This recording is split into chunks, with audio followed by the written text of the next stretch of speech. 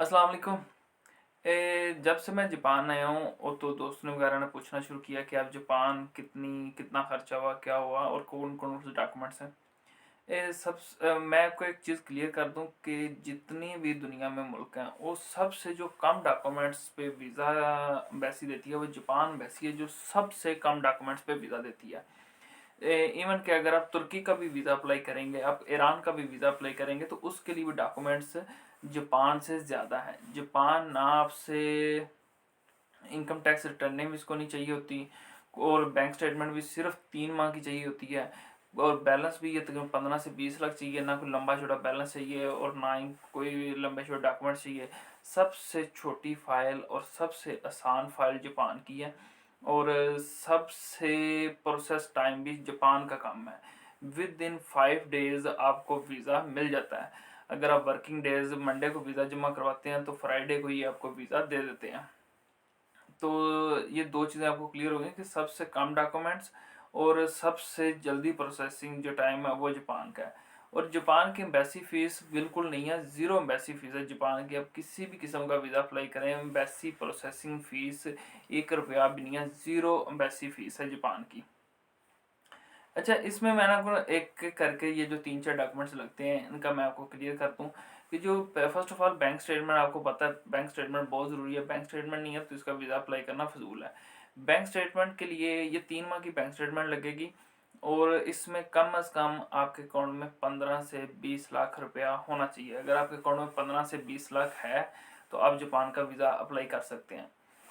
एक चीज़ बड़ी कॉमनली हवा बनी हुई है लोगों की कि Japan embassy without travel history visa देती है। ऐसा भाई कुछ भी नहीं है। अगर आपने जापान का वीज़ा अप्लाई करना है तो आपकी ट्रैवल हिस्ट्री में कम से कम 2 कंट्री का ट्रैवल होना चाहिए।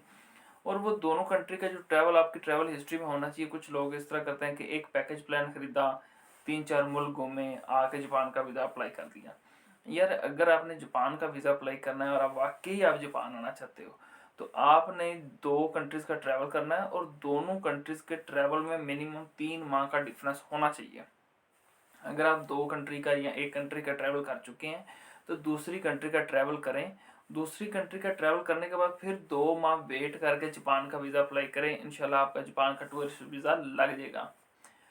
तो इसमें एक तो मैंने आपको बैंक स्टेटमेंट का क्लियर कर दिया और ट्रैवल हिस्ट्री का क्लियर कर दिया।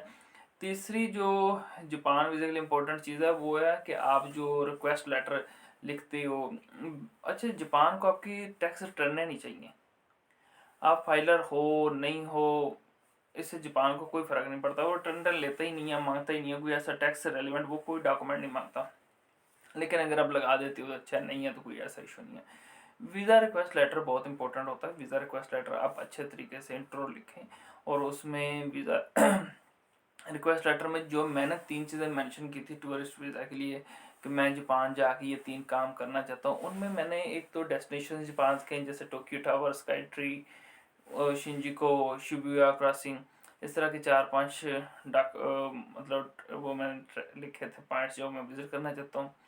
उसके अलावा मैंने फूड का लिखा था कि मैं जापानीज़ फूड के रेस्टोरेंट विज़िट करना चाहता हूँ। और तीसरी जो चीज़ थी वो थी कि